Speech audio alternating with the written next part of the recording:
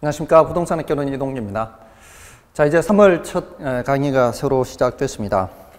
지금까지 이제 공부를 하셨던 분들은 이제 세 번째 수업이 되겠고요. 1월부터 시작하신 분들은 두 번째가 되겠죠.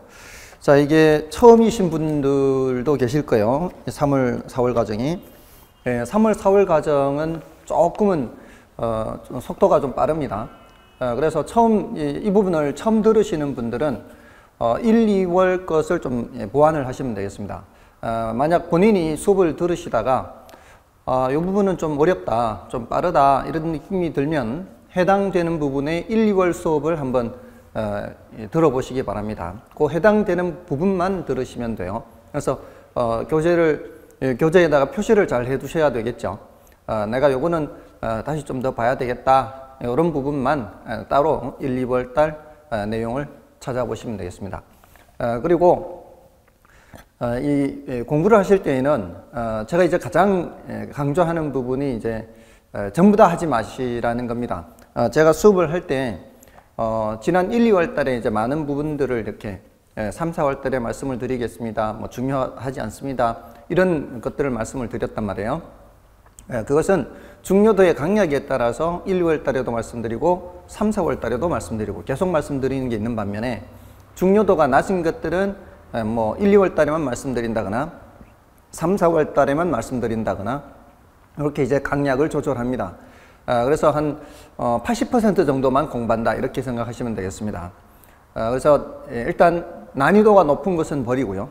중요도가 낮은 것도 버립니다. 그래서 일단 본인이 봤을 때 좀 어렵다 이런 느낌이 드는 것은 일단은 버리고 내가 쉽게 이해할 수 있는 부분을 먼저 한다 이렇게 받아들이시면 되겠습니다. 다음에 두 번째로 강조하는 것은 기출문제입니다. 자, 이제 이 내용을 보시면서 기출문제도 어느 정도는 풀어볼 겁니다. 이 기출문제를 풀어보시라는 것은 이게 문제가 이런 식으로 출제가 되는구나. 그러면 나는 이렇게 준비를 하면 되겠네. 이런 식으로 미리 준비를 할 수 있게 하는 겁니다. 물론 이제 11월부터 수업을 들으신 분들은 이제 어느 정도 문제를 풀어도 이런 내용이구나 이제 아실 수가 있을 것이고요. 이제 막 시작하신 분들은 기출 문제를 봐도 이게 뭐 이런 어려운 것들이 많네. 뭐 이런 문제를 아직 풀 단계가 아닌 분들도 계실 겁니다.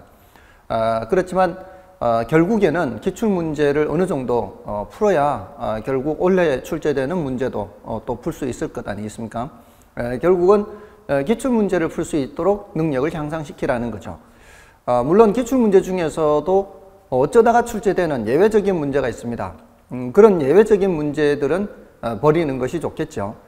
그러려면은 우리 이제 기본서에도 기출문제가 많이 수록되어 있지만 따로 이제 출판되는 기출문제집이 있습니다. 그 기출문제집을 보시면은 대체로 어떤 문제들이 많이 출제되는지를 알 수가 있습니다. 그래서 기출문제를 늘 가까이 보시라는 것 두 번째 말씀이고요. 첫 번째가 뭐였어요? 첫 번째는 80% 정도만 공부한다. 두 번째는 기출문제를 유심히 살펴본다. 다음에 세 번째는 반복입니다.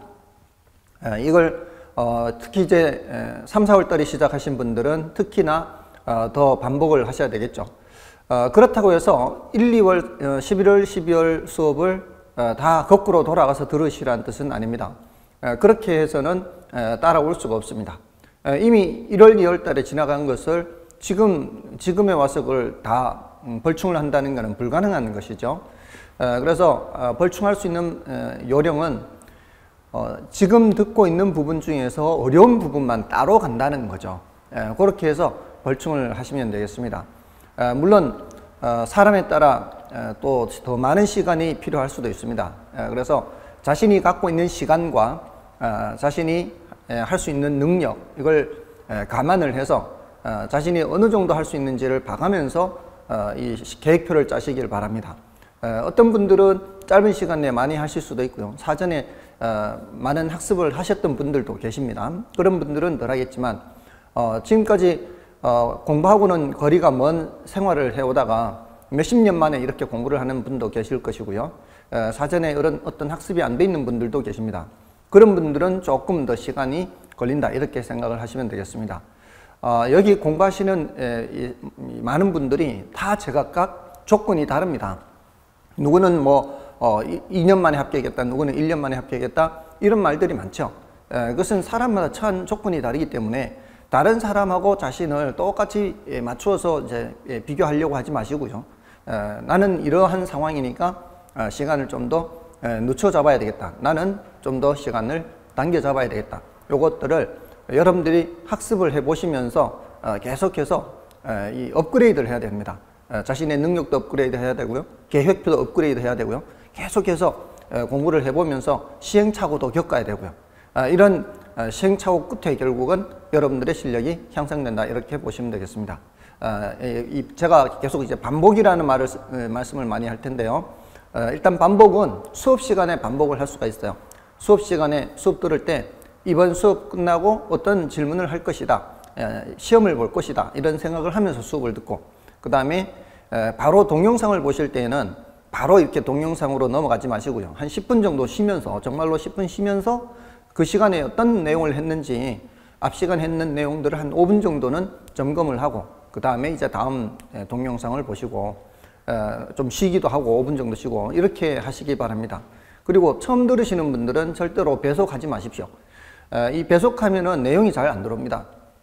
저도 다른 과목들을 모니터링도 하고 제가 내용을 알기 위해서 학습 동영상도 저도 봅니다. 근데 그걸 배속으로 해버리면은 그게 어떤 내용인지 기억이 잘 남지 않습니다. 저도 정석으로 수업을 듣고요. 그리고 수업 끝난 후에 약간은 생각도 하고요. 이렇게 수업을 듣습니다. 그러니까 시간이 부족하다고 해서 배속으로 해놓고 짧은 시간 내에 많이 들어야지, 이런 욕심을 내지 마시고 어느 정도 익숙해진 후에나 그런 배속이 가능합니다. 그래서 함부로 이렇게 너무 빨리빨리 가려고 하지는 마십시오. 반복이 중요하긴 하지만 그 반복은 어느 정도 익숙한 후에, 이 반복이 어느 정도 된 후에 배속을 해서 수업을 들으시길 바라겠습니다. 자, 아무튼 제가 강조하는 부분들은 그렇고요. 자, 이제 오늘 할 내용 총론을 이제 살펴보겠습니다. 이 부동산 학계론이 전체적으로 크게 세 파트로 되어 있죠. 총론이라는 파트가 있고요. 그다음에 이제 강론이라는 파트가 있고요. 그다음에 이제 감정평가론, 이렇게 감정평가, 이렇게 세 파트로 되어 있습니다. 오늘은 이제 총론의 내용하고 강론의 수요 공급의 일부를 수업을 할 겁니다. 총론은 한 3문제 정도 출제가 되고요. 강론이 한 31문제 정도, 이게 이렇게 되고, 여기 한 7문제 정도 이렇게 출제됩니다. 물론 이게 약간의 차이는 있을 수 있습니다. 이게 절대적인 수치는 아니고요. 플러스 마이너스의 어느 정도의 차이는 있죠. 한두 문제 정도는 차이가 있습니다. 그래서 그걸 감안해서 하시는데, 이 수업을 구체적으로 들어가면은 구체적으로 또 이제 말씀을 드리니까 뭐 지금 단계에서는 대략 이런 정도다, 이렇게 보시면 되고요. 자, 오늘은 이제 총론에서 중요한 주제를 제가 늘 이제 왼쪽에 이렇게 적습니다. 요 주제 위주로 이제 수업을 할 것이다 라는 거예요. 그 중에서 어떤 걸 위주로 공부를 해야 된다, 요걸 이제 정리를 해 두시면 되겠습니다. 자, 이 부동산 총론에서는 부동산 개념이라는 것이 중요해요. 이거는 난이도도 높지 않고요. 그 다음에 이제 부동산 분류라는 것을 합니다. 요 두 개의 주제는 반드시 체크를 해야 돼요. 중요해요. 난이도도 높지 않으니까. 근데 이제 부동산 특성이라는 주제가 있습니다. 요거는 이제 난이도가 좀 높습니다. 난이도도 높고 분량도 좀 되는 편이에요. 그래서 지금까지 11월, 12월, 1월, 2월 과정에서는 그 부동산 특성의 종류만 하고요. 뜻만 하고 요 내용을 다루질 않았어요. 근데 여기 이제 한 문제 정도 출제가 돼요. 한 문제 정도 출제가 되는데, 여기에 대해서 이번 순환에는 좀 설명을 드려요. 그러니까 이제 3, 4월 지금 처음 시작하시는 분들은 이 부분이 난이도 높다라고 생각하고 일단은 패스하는 방법도 있습니다. 근데 이제 11월부터 들어오신 분들은 좀 들으시면 되겠죠. 그다음에 이제 부동산 속성이라는 주제가 있습니다. 요거는 중요도가 낮습니다. 이거는 지난 10년간 한 번도 출제된 적은 없어요. 그래서 요거는 이번 순환은 지나가고요. 다음에 이제 한 번 정도 설명드릴 기회가 있을 겁니다. 10분의 0, 10분의 0. 한 번도 출제된 적이 없어서. 이게 이제 부동산 총론의 내용이고요. 그 외에 오늘 이제 수요 공급의 수요 공급에서 이제 수요까지 정도는 이제 말씀을 드릴 거예요. 자, 오늘 여기까지 할 것이고요. 자, 먼저 이제 부동산 개념이에요. 부동산이 뭐냐 하는 거죠. 자, 우리가 이제 부동산학에서 부동산을 연구하려면 부동산이 뭔지를 알아야 부동산학을 이제 연구를 할 거 아니에요. 그래서 부동산이 뭐냐 이걸 정하는 겁니다. 근데 이제 부동산을 정할 때 여러 가지 측면에서 다 살펴봐요. 우리가 부동산 활동이라는 걸 할 때요, 법적인 측면이나 경제적인 측면이나 기술적인 측면, 다양한 측면에서 부동산 활동을 해요. 우리가 부동산을 거래할 때, 이제 집을 사거나 할 때요, 저 집이 뭐 편리한 곳인지 아니면 쾌적한 곳인지 이런 주변 환경이라든가 또는 학구는 좋은지 이런 거 많이 살펴보지 않습니까? 그런 거 살펴보는 거는 이제 기술적인 측면이라 그래요. 환경적인 측면, 물리적인 측면 뭐 이런 것들 또 통틀어서 그냥 기술적인 측면 이렇게 해요. 자, 그런 측면에서만 보는 게 아니잖아요. 우리가 집을 살 때 이 집값이 앞으로 올라갈 건지 올라가지 않을 건지, 뭐 관리비는 어느 정도 나올 건지, 뭐 이런 비용적인 측면도 따져본단 말이에요. 이런 비용적인 측면을 따져보는 거는 경제적인 측면이라 그래요. 그리고 집에 뭐 저당이 설정되어 있는지 그렇지 않은지, 압류가 들어와 있는지 그렇지 않은지 등기부를 봐야 되죠. 이런 것을 살펴보는 것은 법적인 측면이라 그래요. 그러니까 부동산 거래를 할 때뿐만이 아니라 부동산 투자를 하거나 또는 부동산 뭐 개발을 하거나 부동산 관리를 하거나 이런 여러 가지 부동산 활동을 할 때 늘 법적인 측면, 경제적인 측면, 기술적인 측면을 모두 다 살펴본다는 거죠.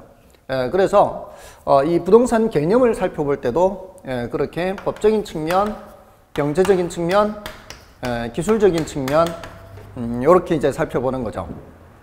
자, 이렇게 모든 측면에서 다 살펴보는데 법적인 측면은 이제 제도적인 측면이라고도 할 수가 있어요.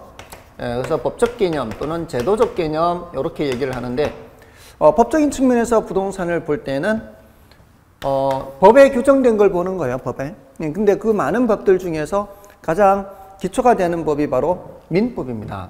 민법에 규정된 부동산 개념을 협의의 부동산 이렇게 해서 부동산 학자들이 구분을 해요. 협의의 부동산이라고 하면은 법에 규정되어 있는데 그 법, 민법이 민법. 이게 이제 민법에 협의의 부동산이라고 되어 있지는 않아요. 민법에 규정된 것은 토지 및 그 정착물 이렇게 얘기해요. 토지 및 그 정착물. 토지와 그 정착물은 부동산이다. 이렇게 이제 민법에 규정되어 있는 것이죠. 그 민법에 규정되어 있는 것을 부동산 학자들이 협의의 부동산이라고 분류를 하는 겁니다. 그럼 이제 협의의 부동산이 이렇다는 것은 이제 협의가 있다는 것은 광유도 있다는 것이죠. 광유의 부동산 하면은 협의의 부동산에다가 뭔가를 더하는 거죠. 자, 그 뭔가를 더하는데 그 뭔가가 민법 이외에 기타 법들이 있어요. 다른 법들. 다른 법들에서 민법의 부동산처럼 취급하는 물건에서 준부동산 이렇게 준부동산. 자, 여기서 처음 들으시는 분들은 이제 토지 및 건물이 아니고 정착물이네. 이제 여기에 포인트를 둬야 돼요. 정착물이 뭔지에 대해서 정리를 해야 된다는 거죠. 이제 두 번째 들으신 분들은 이제 이게 뭔지는 이제 들어는 보셨을 테고요. 다음에 이제 준부동산 여기에 대해서 이때 따로 정리를 해 두셔야 돼요. 그래서 민법상 부동산은 토지 및 그 정착물 하고요. 그 토지 및 그 정착물 외의 물건들은 동산 이렇게 되는 거예요. 그러니까 민법의 세계에서는 부동산과 동산 이렇게 나누는 거죠. 그래서 부동산이 아닌 거는 전부 다 동산이다 이렇게 되는 거고요. 그럼 이제 민법 이외의 다른 법에서는 민법상 부동산을 그대로 가져와야 되겠죠. 토지 및 그 정착물을 그대로 가져오는 거예요. 그러면서 이제 준부동산이 뭔지에 대해서 정리하면은 법적 개념이 이제 정리가 되는 거죠. 자, 이 법적 개념의 분량이 제일 많아요. 여기서 이제 정착물과 준부동산에 대해서는 따로 얘기를 해야 돼요. 준부동산에 대해서는. 자, 근데 경제적 개념이나 기술적 개념은 별로 내용이 많지가 않아요. 경제적 개념 하면 이제 부동산을 경제적인 관점에서 본다는 거죠. 경제적인 관점에서 본다는 것은 부동산을 하나의 상품으로 본다는 거예요. 경제학이라고 하는 것 자체가 상품의 생산, 유통, 소비 과정에서 나타나는 여러 가지 경제 문제를 다루는 게 경제학이죠. 그러니까 이걸 경제적인 개념에서는 부동산을 하나의 상품으로 본다라는 것. 자, 근데 그 상품이 말이에요. 상품은 사실 사람들이 다 만든 거죠. 사람들의 노동이 투입돼서 만든 것들인데 유일하게 사람이 만들지 않는 게 있어요. 바로 토지죠, 토지. 토지는 사람이 만든 게 아니에요. 그럼에도 불구하고 토지조차도 일단 뭐로 보는 거예요? 토지조차도 일단 상품으로 보는 거예요. 모든 부동산을 이제 상품이라는 관점에서 보는데 그 많은 상품들 중에서 다른 상품들을 생산할 때 투입되는 상품을 우리는 생산재 이렇게 표현해요. 생산재. 생산재 또는 이제 생산 요소라고도 할 수 있어요. 생산 요소.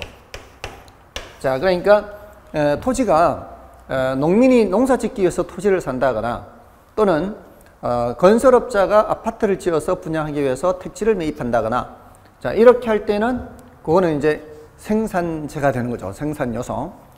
근데 내가 차고가 없어서 차고를 짓기 위해서 토지를 매입한다거나 또는 정원을 좀 더 넓히기 위해서 토지를 매입한다거나 이런 것은 다른 어떤 상품을 생산해서 판매하기 위한 목적이 아니죠. 그럴 땐 그 자체가 소비재가 되는 거예요. 그러니까 생산재이기도 하면서 동시에 소비재이기도 하다는 거죠. 이런 성격들을 모두 가질 수 있다는 거죠. 그리고 인간에게 중요한 하나의 자산이기도 하고 경우에 따라 자본으로 표현되기도 해요. 자, 이런 표현들이 나오면은 이럴 때는 경제적 개념이다. 이렇게 보시면 돼요. 더 이상의 내용이 없습니다. 여기서는 경제적 개념 하면은 이게 이런 단어들을 섞어 놓고요. 이런 단어와 여기 중부동산에 있는 단어들을 섞어 놓고 다음 중 경제적 개념에 해당하는 것은 또는 법적 개념에 해당하는 것은 이렇게 구별만 하면 되는 거예요. 그래서 이런 단어 구별만 하면 되는 거고요. 기술적 개념도 마찬가지예요. 공간, 자연, 위치, 환경 이런 단어들을 구별만 하시면 되는 거예요. 그래서 일단은 이 법적 개념이다, 경제적 개념이다, 기술적 개념이다 소속을 알아야 돼요. 소속. 어디에 속하느냐. 그러니까 협의의 부동산, 광의의 부동산 이렇게 나누는 것은 법적 개념에서 구분하는 거죠. 경제적 개념이나 기술적 개념에서는 그런 구분이 없습니다. 이것조차도 질문합니다. 법적 개념, 경제적 개념, 협의의 부동산, 광의의 부동산은 경제적 측면에서의 구분 개념이다. 이러면 틀리는 거죠. 그리고 공간, 자연 이런 것들을 경제적 측면에서의 개념이다 라고 하면은 틀리는 거죠. 이렇게 소속을 일단 구분할 수가 있어야 되는 거죠. 그 다음에 이제 정착물과 준부동산에 대해서 정리를 하시면 되겠습니다. 지금 여러분들이 동영상 보고 계시니까 막 조시는 분도 계시죠. 지금 이 시간쯤 되면 벌써 한 15분, 20분쯤 지나면은 졸려서 딴 생각 하거나 해서 이 수업에 집중 못하고 이런 분들 계실 겁니다. 분명히. 딱 지금 시간이 그 정도 시간이 됐어요. 아무튼 이렇게 이제 직접 얼굴을 보지 못하고 이제 수업을 듣는다고 해서 집중도를 이렇게 집중력을 떨어뜨리지 마시고요. 끝까지 집중하시기 바랍니다. 사람들이 저도 마찬가지 동영상을 봤지만 사람이 없다고 생각하는 거죠. 나를 보고 있지 않다라고 생각하는 거죠. 그러니까 아무 생각 없이 수업 듣다 보면은 눈 뜨고 나면 벌써 동영상 끝까지 가 있어요. 이런 거 하지 마시고요. 지금 눈 감고 계시는 분들 눈 뜨시고 집중하시기 바랍니다. 자, 이제 여기 정착물 보세요. 정착물. 자, 일단 여기까지 설명을 드리고 나서 교재에서 봐 드릴 테니까요. 일단 여기에 집중하십시오. 자, 이 정착물이라는 게 뭐예요? 정착. 정착이라는 건 땅에 붙어 있다 이 뜻이죠. 땅에 붙어 있는데 잠깐 동안 땅에 붙어 있는 것은 안 돼요. 그 물건의 효용이 끝날 때까지 그 자리에 붙어 있어야 돼요. 그래서 그 물건의 효용이 끝날 때까지 그 자리에 붙어 있다. 이게 표현할 때는 이런 식이에요. 항구적으로 부착되어 있다. 이렇게. 항구적으로 부착되어 있다. 또는 계속적으로 부착되어 있다. 이렇게. 또는 지속적으로 부착되어 있다. 어디에 부착되어 있는 거예요? 토지에 부착되어 있는 거죠. 땅에 붙어 있는 거죠. 자, 그랬을 때 정착물이다라고 하는 거죠. 대표적인 게 건물이 되겠죠. 건물은 그 효용이 끝날 때까지는 그 자리에 붙어 있는 거죠. 그래서 그거를 항구적 또는 계속적으로 부착되어 있다. 근데 정착되어 있는 것이 건물밖에 없다면 여기다 건물이라고 하면 되겠죠. 근데 정착되어 있는 게 건물 이외에도 많은 것들이 정착이 되어 있으니까 이런 표현을 쓰겠죠. 그럼 건물 말고 뭐가 땅에 정착이 되어 있을까요?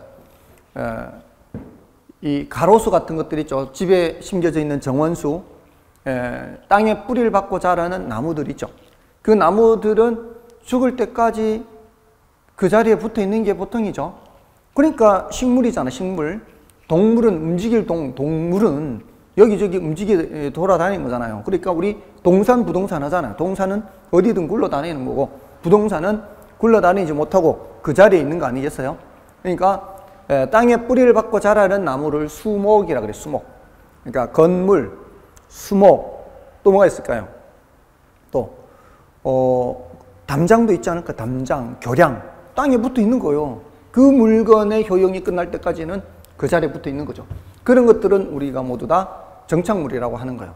자, 근데 항구적으로 부착되어 있지 않은 걸 조심해야 돼요. 이런 걸 조심해야 돼. 가시개수목 해가지고요. 가시개수목. 임시로 심어 놓은 나무 이 뜻이에요. 임시로.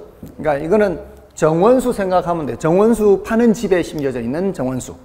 정원수 파는 집에 심겨져 있는 정원수는 그 자리가 자기 죽을 자리가 아니에요. 임자 만나서 어떤 집 정원에 옮겨 심어질 때까지는 그 자리에는 임시로 있는 거죠. 그래서 어떤 집의 정원에 심겨지는 순간 그 자리가 자기 죽을 자리가 되는 거죠.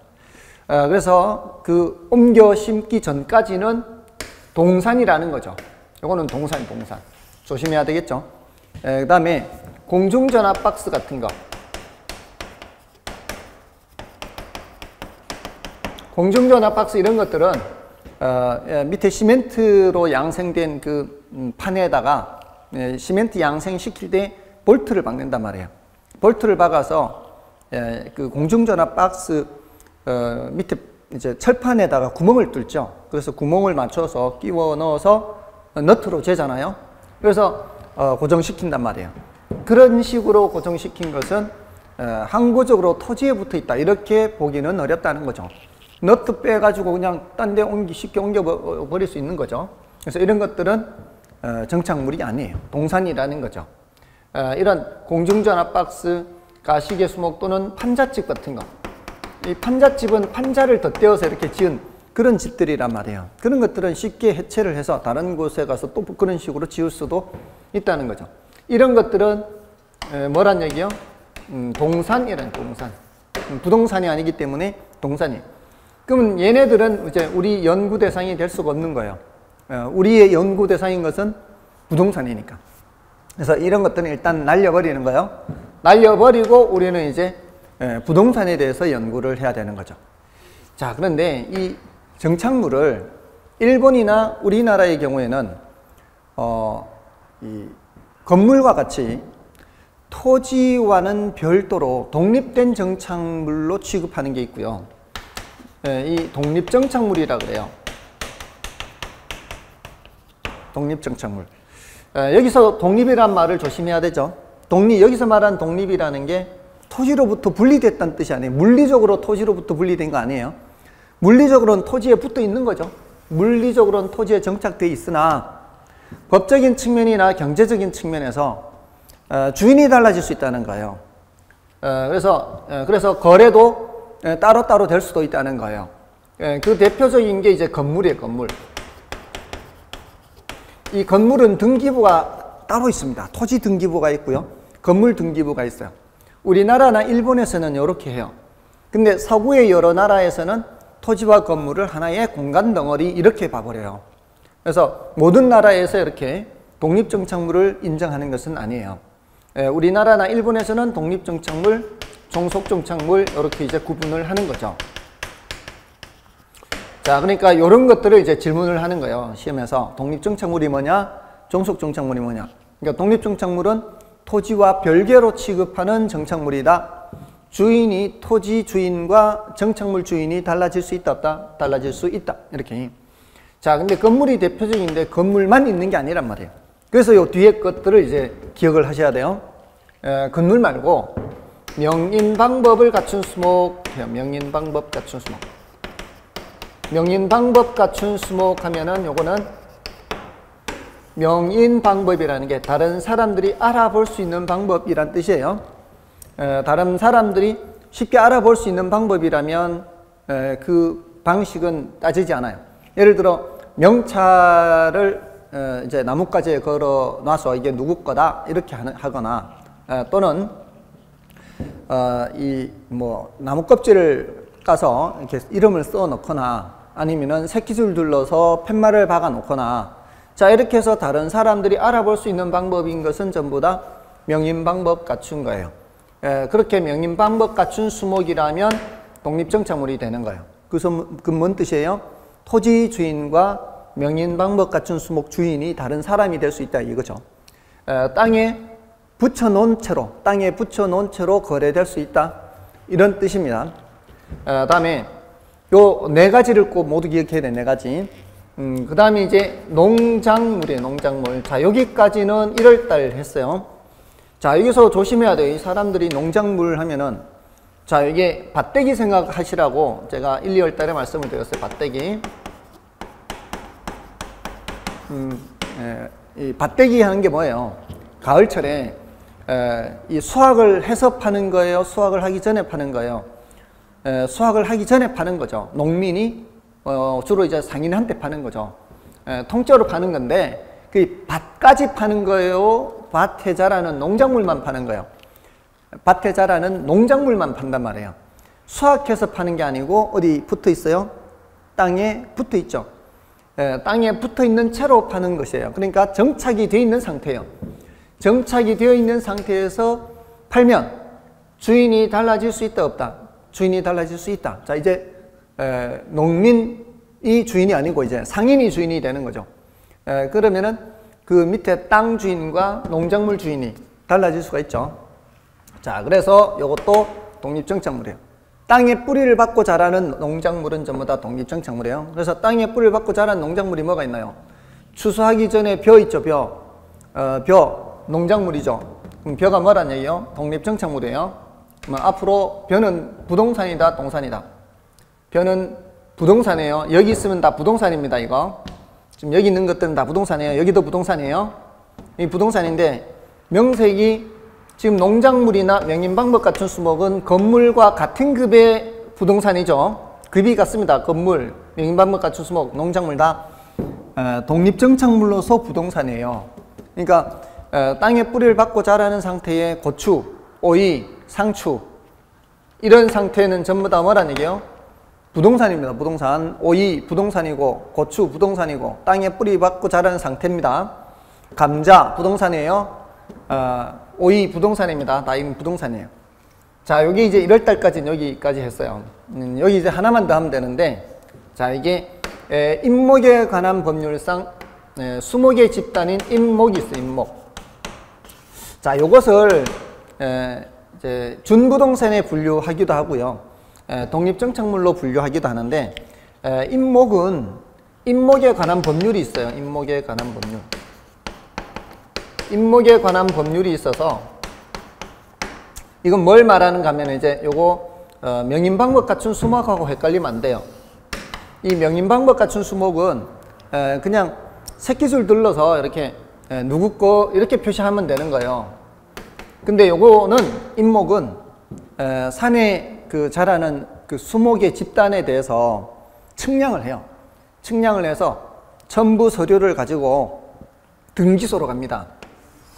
그럼 등기소로 가서 첨부 서류하고 이렇게 등기소에 가서 등기 신청을 하는 거죠. 그러면은 등기부를 만들어줘요. 그 만들어진 등기부 있을 거 아니에요. 그 등기부가 있는 그 수목의 집단을 임목이라 그래요. 그럼 얘하고 차이점이 뭐예요? 등기부가 있어요. 얘는 등기부가. 얘는 등기부가 있다는 뜻이죠. 요놈도 등기부가 있죠. 건물 등기부 있죠.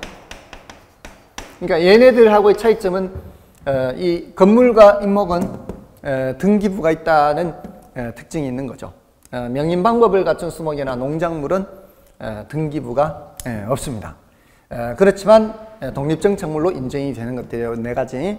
물론 민법에서는 조금 더 공부할 거예요. 뭐 명인방법을 갖춘 뭐 미분리 과실 뭐 이렇게 민법에서는 더 하는데 우리는 이 정도면 되지 않을까 싶어요. 그러니까 명인방법 이런 말이 나오면은 그거는 이제 독립정착물이다 이렇게 이제 살펴보시면 되고요. 우리 결혼해서 한 요 네 가지 정도 기억하시면 되겠고요. 다음에 이제 종속정착물은 뭐겠어요? 독립정착물이 아닌 정착물은 이제 전부 다 종속정착물 이렇게 되는 거죠. 자, 예를 들자면 그냥 수목 해볼까요? 그냥 수목. 자, 수목은 여기 운명이 얇겠죠? 여기 가시개 수목 하면 뭐예요? 이런 동산이죠, 동산. 정원수 파는 집에 심겨져 있는 나무는 동산. 그냥 수목 하면은 종속정착물로 부동산. 이제 여기 아니면은 다 부동산이에요. 가시개 수목이 아니면 다 부동산인데 이러면은 종속정착물로 부동산이고요. 명인방법 갖춘 수목이거나 임목이 되면은 독립정착물로 부동산이죠. 근데 명인방법 갖춘 수목 하면은 등기부 없는 부동산. 등기부 없는 독립정착물로 부동산. 요거는 등기부가 있는 거. 이렇게 보시면 되고요. 얘는 아예 이제 독립정착물이 아닌 부동산 이렇게 되는 거죠. 다음에 이제 교량, 담장 등등 나머지 정착물들은 모두 다 종속정착물이다. 이렇게 이제 구분을 하시면 되겠습니다. 자, 얘네들을 섞어 놓고 이제 질문을 하는 거죠. 자, 이게 동산이냐 또는 종속정착물이냐 또는 독립정착물이냐 이렇게 이제 구분을 하는 거죠. 여기 있는 건 다 무슨 개념이에요? 법적 개념이에요. 지금 우리 뭐 하고 있는 거예요? 법적 개념 하고 있어요. 법적 개념 중에 어디까지 하고 있어요? 정착물까지 하고 있는 거예요. 자, 협의부동산에서 여기서 협의부동산은 토지 및 그 정착물 여기까지 끝난 거 이제. 지금 보시면은 크게 이제 부동산 개념이 법적 개념, 경제적 개념, 기술적 개념 이렇게 나누어지면서 세 갈래죠. 세 갈래로 나누어지면서 잔가지로 갈라지는 거는 협의의 부동산과 강의의 부동산이 갈라졌어요. 그러니까 머릿속에 그걸 그리면 되는 거죠. 얘네들은 더 이상의 내용이 없어요. 얘네들은 그냥 잎사귀 다 그린 거예요. 근데 여기는 잔가지가 갈라졌고 그리고 정착물에 대해서 다시 어떻게 갈라졌어요? 독립정착물과 종속정착물 이렇게 또 갈라졌지 않습니까? 이런 이제 이 스케치를 하라는 얘기죠. 그 다음에 이제 뭐까지 끝내면은 부동산 개념이 끝나는 거예요? 준부동산이 끝나면 부동산 개념이 끝나는 거예요. 자, 그럼 준부동산이 뭐냐 이 말이에요. 준부동산. 자, 준부동산 해서 준부동산 하면 이제 부동산에 준하여 뭐 이런 해석이 되겠죠. 우리 준공무원 이런 말 하잖아요. 뭐 준용한다, 뭐 법조문에도 준용한다 이런 말 있지 않습니까? 자, 이렇게 준부동산 하면은 민법상 부동산은 아니지만 민법상 부동산처럼 취급하는 뭔가가 있다 이런 뜻이거든요. 그럼 민법상 부동산은 어떤 취급을 하길래 이러느냐 이 말이에요. 민법상 부동산은 여기 있잖아요. 토지 및 그 정착물. 얘네들은 공시방법이 등기라는 거예요. 조금 전에 등기부 있다 그랬죠. 공시방법이 등기. 자, 공시방법이 등기죠. 등기. 자, 우리 이제 공시방법이라는 거는 그 드러내 보인다 이렇게 할 수 있어요. 공시라는 단어를 번역을 할 때 뭔가 알려주는 거, 보여주는 거 이런 거예요. 그래서 공시법에서도 공부를 하시잖아요. 이 공시라는 걸. 이게 이제 그 법률 상태, 그러니까 소유주가 누구냐 또는 저당이 설정되어 있느냐, 압류가 들어와 있느냐 이런 것들을 확인하기 위해서는 부동산은 등기부를 봐야 된다는 거죠. 자, 근데 동산은 그게 아니죠. 동산은 점유예요, 점유. 동산은 등기부가 없죠. 이런 책을 제가 이렇게 갖고 있는 상태가 점유죠. 갖고 있는 상태를 보고 저 책은 누구 거겠구나, 저 볼펜은 누구 거겠구나, 저 자동차는 누구 거겠구나, 보통 그렇게 얘기를 한단 말이에요. 동산은 그래요. 동산 원칙이. 자, 그런데 부동산은 뭐다? 등기부예요, 등기부. 점유라는 거 가지고는 안 돼요. 내가 우리 집에 세간살이 집어넣어 놓고 살고 있고요. 키를 가지고 열쇠 열고 드나들고 잠도 자고 그 상태가 그 집을 점유하고 있는 상태예요. 자, 그럼 제가 그 집을 점유하고 있다고 해서 그 집이 제 집일까요?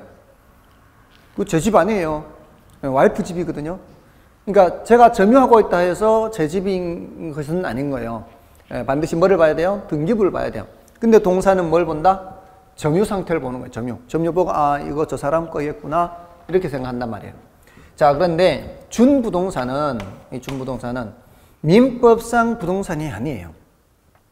민법상 부동산이 아닌데도 불구하고 공시방법이 등기 또는 등록 그래. 등기 또는 등록. 이 등기라는 건 이제 등기부에서 이제 등기소에서 하는 거죠. 그러니까 법원 관할이에요. 법원 관할. 등록이라고 하는 것은 요거는 행정부 관할이에요.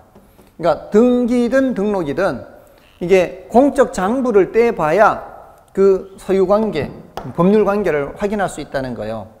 자, 이 공시방법이 등기 또는 등록인 물건들이 있다는 거죠. 민법상 부동산이 아니면서. 제가 조금 전에 자동차 말씀드렸는데요. 자동차는 동산이에요, 부동산이에요. 민법상 토지 및 그 정착물을 해야 부동산이죠. 근데 자동차는 토지도 아니고 정착물도 아니니까 동산이죠. 자, 분명히 동산이에요. 자, 그러면은 자동차가 동산이면 점유 상태를 보고 주인이 누군지 알 수 있을까요? 자, 오늘 아침 제가 자동차를 몰고 나왔거든요. 주차를 해놓고 지금 왔습니다. 제가 그 자동차를 점유하고 있는 상태죠. 키를 열고 시동 걸고 기름도 넣고 세차도 하고 제가 그 자동차를 점유하는 상태예요. 그럼 제가 그 자동차를 점유한다고 해서 그 자동차가 제 거일까요? 그거 뭘 확인해 봐야 돼요? 자동차 등록번호를 떼봐야 돼요. 자, 자동차는 등록하게 돼 있어요.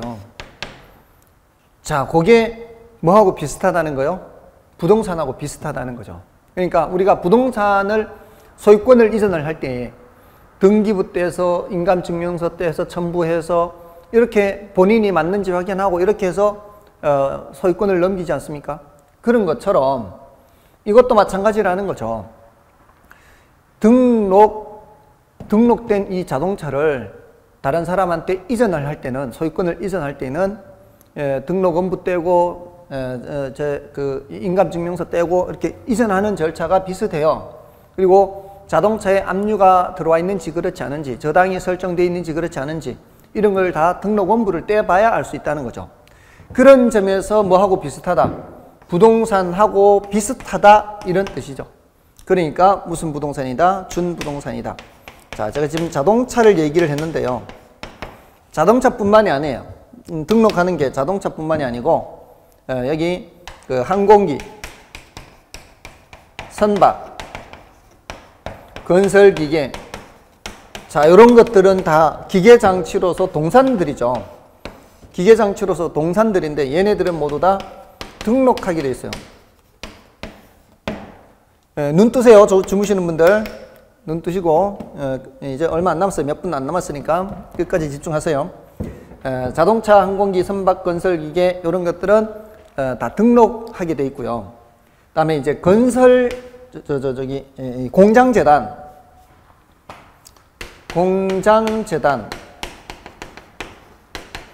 광업재단, 자, 이런 재단이라는 게 있어요. 재단.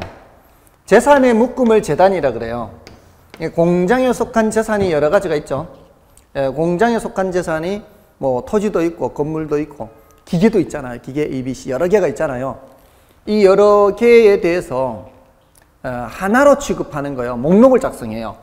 공장의 토지, 건물, 기계 ABC 이렇게 목록을 작성해서 이 첨부 서류를 가지고 가서 또 등기소에 가요. 등기소에 가서 등기를 합니다. 등기를 하면은 그 공장에 속한 그 재산들 전부를 하나의 물건인 것처럼 취급하는 거죠.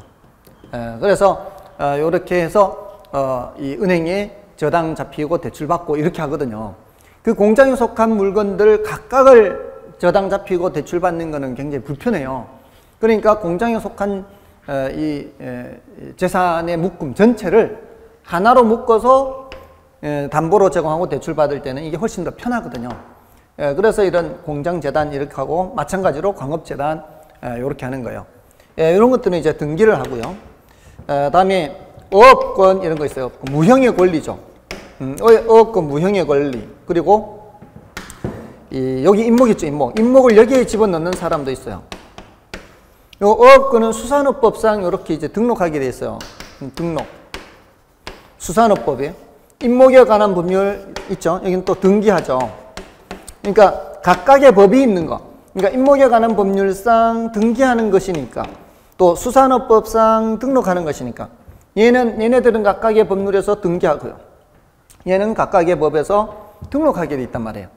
자, 그러니까 모두 다 이게 준부동산 하는 거죠. 그러니까 임목이라고 하는 녀석은 여기 준부동산에 나와도 되고 여기 독립정착물에 나와도 관계는 없어요. 어차피 토지에 붙어 있잖아요. 임목, 땅에 붙어 자라는 나무들이니까 다만 등기부가 있다는 차이점이 있는 거잖아요. 그래서 땅에 붙어 있다는 점에서는 정착물, 독립정착물 쪽으로 가도 되고요. 별도의 법이 있다는 것으로 봐서는 준부동산 이렇게 해서 이쪽으로 분류해도 관계없다는 거죠. 자, 이렇게 하면은 준부동산까지 된 거예요. 자, 그래서 지금 준부동산 해서 광해부동산까지 한 거거든요. 요거는 특징이 뭐다? 준부동산은 특징이 여기에 등기 또는 등록이라는 공시 방법을 갖는 거죠. 자, 이렇게 해서 가장 큰 특징적인 것을 체크하시면 되고요. 자, 우리 부동산 학에서는 자, 지금 이제 법 경기 다 끝났어요. 법적 개념, 경제적 개념, 기술적 개념 해서 이 모든 측면을 다 살펴보는 거를 복합 개념으로 살펴본다 그래요. 복합 개념으로. 그래서 복합 개념의 부동산이다 이렇게 얘기를 해요. 종합적으로 다 살펴본다 이런 뜻이에요. 어느 한쪽 측면에서만 살펴보지 않고 모든 측면을 다 살펴본다는 거죠. 그러니까 부동산학에서 준부동산이라는 표현 쓴다 안 쓴다? 그런 표현 쓴다. 왜? 여기 안에 있는 건 다 표현 쓰는 거. 이런 준부동산 여기 들어가 있잖아요. 이게 실무상으로는 우리 실제 생활에서는 준부동산이란 말을 쓰지는 않죠. 그렇지만 학문 연구라는 관점에서는 이렇게 준부동산이라는 표현을 쓰기도 한다는 거죠. 자, 이렇게 해서 법적 개념, 경제적 개념, 기술적 개념을 모두 살펴봤고요. 갈래가 있는 거는 어떤 것이 더 갈래가 갈라진다? 법적 개념이다. 법적 개념은 다시 협의의 부동산과 광의의 부동산 갈라지고요. 협의의 부동산은 어디까지 가는 거예요? 토지 및 그 정착물까지 가면은 협의의 부동산이고요. 광의의 부동산은 어디까지 가야 돼요? 준부동산까지 가야 되죠. 그래서 정착물이 뭔지에 대해서 독립정착물, 종속정착물 나누어서 일단 정착물이 아닌 동산은 버려야 돼요. 동산은 버리시고 어디까지 가고요. 이 정착물, 그 독립정착물, 종속정착물에서 독립정착물은 토지 및 독립정착물은 이 정착물 중에서 건물, 영인방법을 갖춘 수목, 그다음에 농작물, 임목 여기 이제 가야 되고요. 네 가지 기억하시라 했고요. 종속정착물은 독립정착물이 아닌 정착물은 전부 다 종속정착물이다. 그 다음에 준부동산 하면 이제 광의부동산까지 가서 준부동산은 등기 등록이라는 공시 방법을 갖는 것이다. 민법상 부동산은 아니지만 그 중에 이제 기계장치로서 자동차라든가 건설기계, 선박항공기 이런 이 등록하는 게 있고요. 공장재단, 광업재단 이렇게 재산의 묶음에 대해서 등기하는 게 있고요. 어업권 같은 무형의 자산도 등록해서 준부동산 하고요. 그리고 이 임목은 독립정착물에 들어갈 수도 있고 그리고 준부동산에 들어갈 수도 있다. 자, 이렇게 해서 법적 개념 끝내고요. 그 다음에 경제적 개념 하면은 상품이라는 관점에서 보는데 생산재, 소비재, 그리고 자산 또는 자본 이런 표현들이 나오면은 경제적 개념이다. 그리고 기술적 개념은 공간, 자연, 위치, 환경 이런 관점에서 보면은 기술적 개념이다. 이렇게 해서 부동산학에서는 모두 다 살펴본다. 이런 거는 복합 개념으로 살펴본다. 자, 이렇게 해서 정리를 하시면 되겠습니다. 자, 이렇게 해서 부동산 개념을 봤고요. 좀 쉬고 이제 부동산 분류도 좀 살펴보겠습니다. 좀 쉬겠습니다.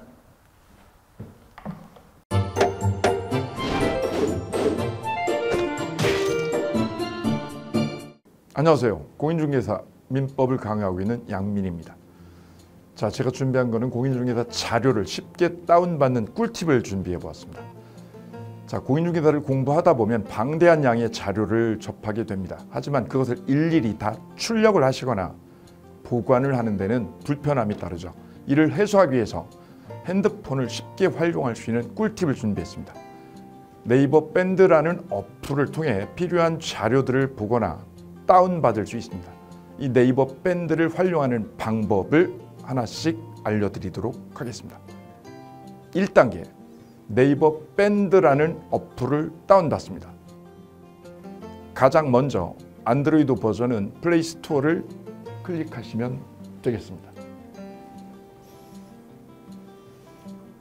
아이폰은 앱스토어에서 하시면 됩니다. 그 다음 검색창에 네이버 밴드를 검색하시고 다운 혹은 설치를 클릭하시면 되겠습니다. 이렇게요. 2단계, 밴드 어플에서 공수모를 검색해 주시면 되겠습니다. 밴드 어플을 누르시면 위쪽 상단에 보시는 것처럼 돋보기 모양의 아이콘이 보입니다. 이 돋보기 부분을 클릭하시게 되면 맨 위쪽에 하얀 공백의 검색창이 생기는데요. 이곳을 눌러서 공수모 이 세 글자를 쳐주시면 되겠습니다. 3단계는요. 해당 공수모 밴드를 들어가 주시면 됩니다. 이 밴드는 공인중개사를 공부하시는 수험생들을 위한 밴드입니다. 수험생들을 위한 시험 정보나 자료가 업로드되어 있어서 공부를 할 때 활용할 수 있는 밴드입니다. 보시는 것과 같이 강의와 관련된 공지사항이나 최신 자료가 다양하게 제공되고 있습니다.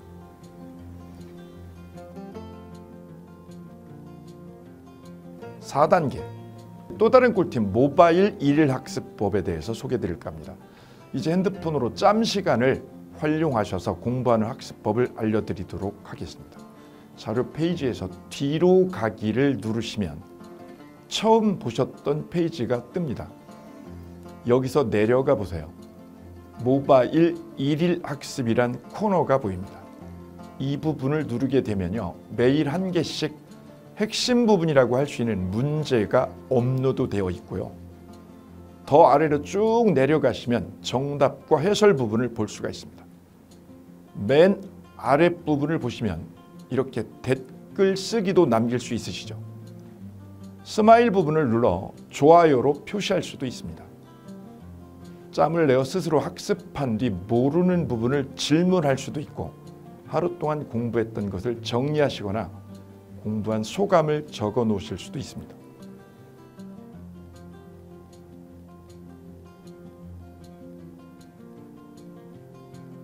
지금까지의 과정과 같이 공수모 밴드에 가입하신다면 다채롭게 업데이트되는 양질의 최근 자료들을 접하시고 활용할 수 있습니다. 꼭 가입하셔서 좋은 자료 많이 활용하시기 바랍니다.